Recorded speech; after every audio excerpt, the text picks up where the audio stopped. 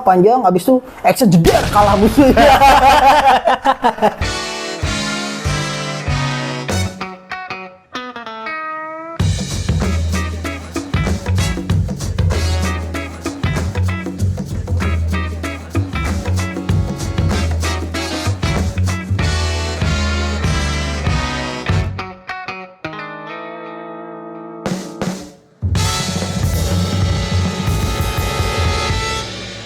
Karakter apaan nih, Di?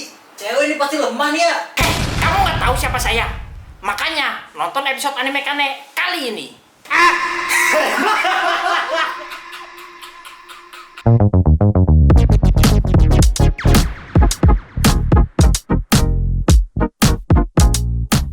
Nah, dari kemarin kan kita udah sempet nih kita ngebahas karakter-karakter OP nih. Betul. Ada yang karakter OP biasa part 1 dan part 2, terus juga ada yang physically OP.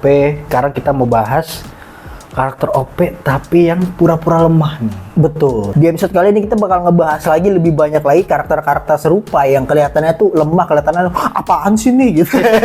Jadi kita ada 5 karakter, 5-5-nya ini ada klasifikasinya sendiri. Ada yang paling populer karakternya, ada yang underrated, ada yang anime biasa aja, maksudnya kayak yang gak gitu terkenal lah. Ada juga yang paling baru sekarang dan juga ada yang anime yang udah cukup lama. Langsung aja nomor 1 kita punya siapa, Di?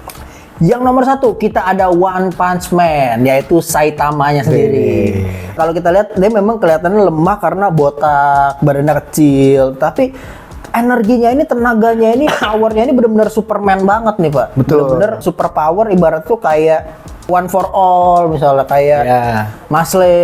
Ya, yang otot banget ya. Iya, yang otot banget. Nah, salah satu hal yang menarik dari One Punch Man ini adalah dia ini mampu mengalahkan musuh hanya dengan 1 kali pukulan, Pak. Namanya One Punch Man. Namanya One Punch Man. Ya. Jadi kalau kalian nonton anime ini menariknya adalah dia ada drama sekaligus action. Jadi drama panjang, abis itu action jeder kalah musuhnya. Dan ini merupakan anime komedi yang bener-bener nge-hype banget ya, baik zaman dulu maupun sekarang. Bahkan gue sendiri pun masih menunggu apakah dari One Punch Man ini akan muncul lagi untuk season-season berikutnya, karena gue bener-bener nungguin banget nih untuk One Punch Man. Ini fun fact sih. Jadi One Punch Man itu ternyata karakternya si Saitama ini dibikin itu emang sengaja. Dia itu secara look cupu. Dimulai dari botak, matanya kan kartun banget. Mata kartun. Badan-badannya juga kartun banget kan. Jadi emang sengaja dia si mangakanya itu bikin karakternya kayak gitu karena dia mau menyampaikan bahwa orang kuat itu nggak selalu looknya tuh harus kuat gitu loh. Dan menurut gue itu menarik sih. Dan akhirnya dibuatlah karakter seperti Saitama yang overpower tapi pura-pura lemah. Betul. Sebenarnya dia nggak pura-pura banget sih, karena dia kan emang ibaratnya apa ya? Emang nggak mau menonjol aja. Iya. Kan tujuan hidup dia itu kan untuk mencari diskon. Iya kan? Jadi emang menariknya di One Punch Man dan Saitama itu di situ sih menurut gue.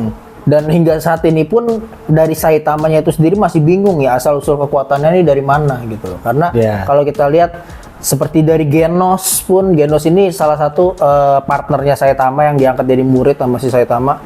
Genos ini masih belum tahu asal mula kekuatan gurunya ini dari mana. Bahkan teman-teman yang pahlawan rank A misalnya atau rank S, mereka juga bingung kekuatannya Saitama ini dari mana. Bahkan kita sendiri juga masih belum tahu kekuatannya Saitama dari mana. Yang kita tahu cuma Saitama suka belanja di supermarket terus beli-beli barang diskon, tiba-tiba dia punya kekuatan. Kalau yang kita lihat sebelum-sebelumnya kan kayak push up 100 kali, lari berapa 1000 kilometer misalnya atau berapa gitu kan.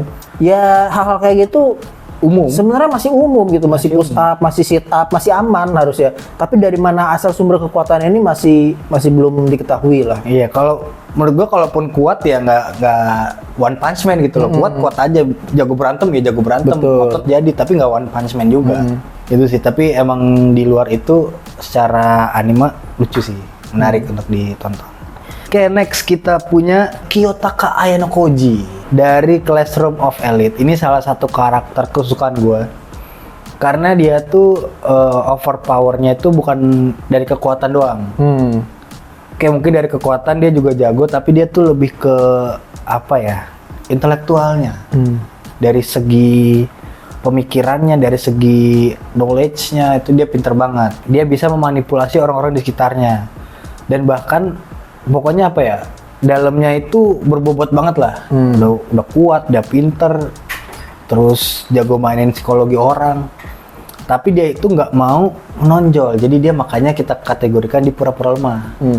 Dia nggak mau kelihatan kuat, dia nggak mau kelihatan menonjol, karena menurut dia kalau misalnya dia itu diketahui orang-orang kemampuannya, maka orang itu bisa memprediksi atau bisa memperkirakan bagaimana cara ngalahin dia. Jadi dia stay low key lah ibaratnya, supaya orang-orang tuh nggak tahu dan dia bisa beraksi di balik layar. Hingga pada akhirnya dia yang memanfaatkan teman-temannya di satu kelas untuk bisa naik ke tahap yang lebih tinggi. Betul. Yang menarik dari anime si Ayano Koji ini, si Classroom of Elite ini, memang pacingnya ini agak lama ya kalau kita lihat-lihat. Jadi nggak langsung dikasih lihat dia ini belak-belakan langsung di balik episode 1 atau di balik episode 2 langsung dikasih secara kejelasan apa yang dia lakukan. Enggak, dia biasa tuh tipikal-tipikal yang kalau kalian harus tonton tuh dari episode 1, 2, 3, 4. Jadi dia tuh benar-benar runtut. Nah, ternyata di episode 8 atau episode 10 baru ketahuan motifnya kayak gitu. Jadi nggak bisa memang kita menilai hanya dari 1-2 episode doang. Itu sih kalau dari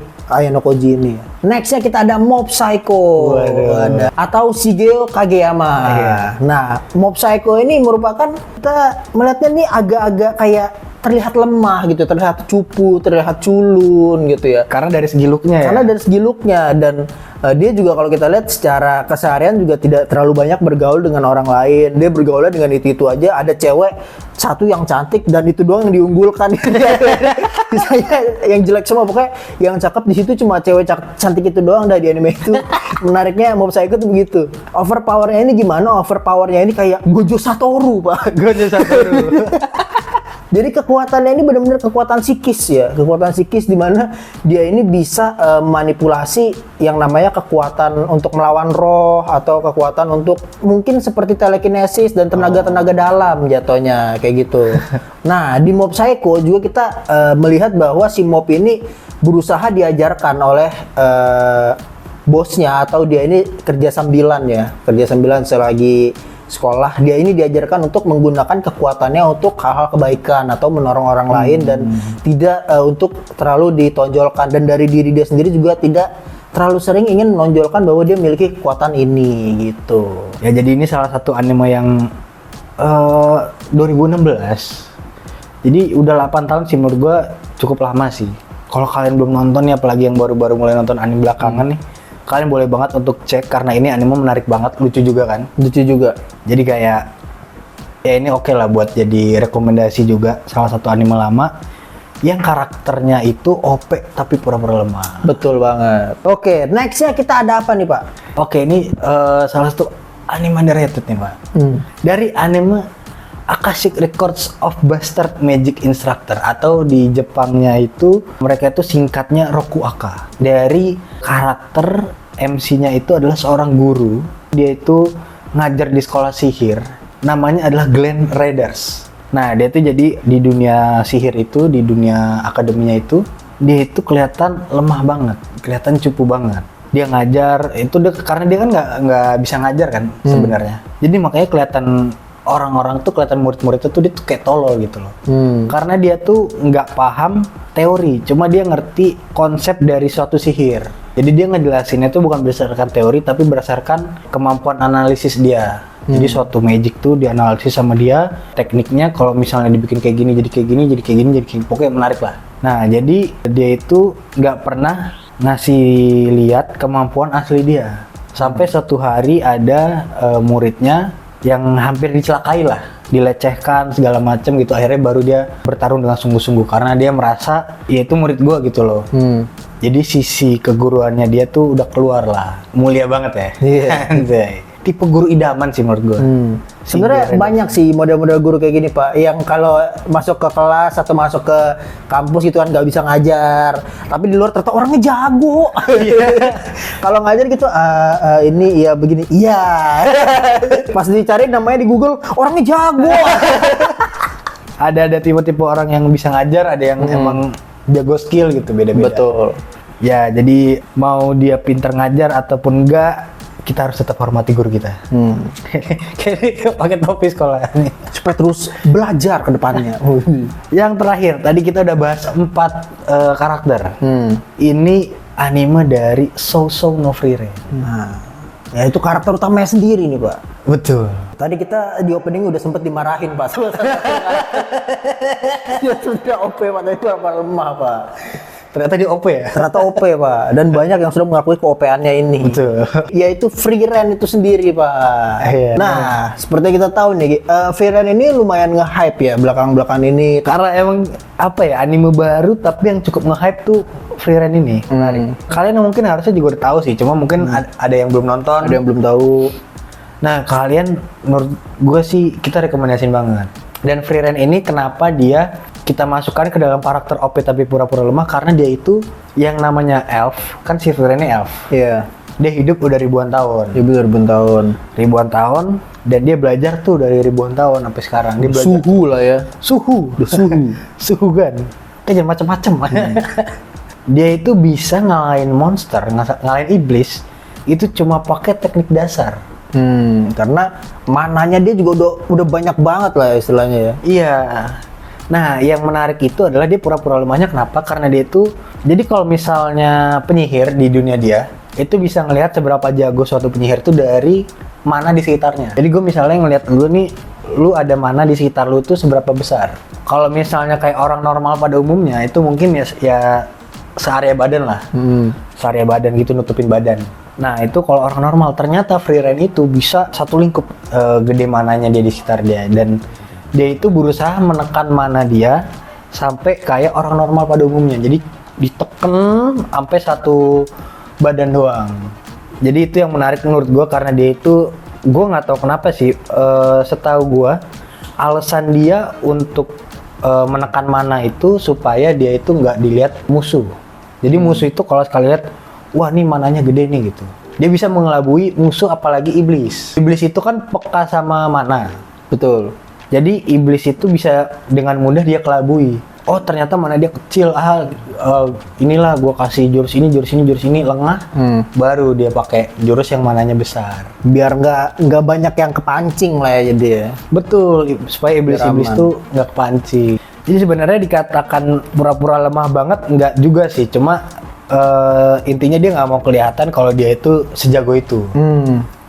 Dan ternyata makin kesini makin kita bisa lihat bahwa dia tuh walaupun cuma menguasai teknik dasar tapi dia sejago itu. Itu tadi 5 karakter OP yang pura-pura lemah versi anime Megane. Segitu jadi dari Megane. Azas.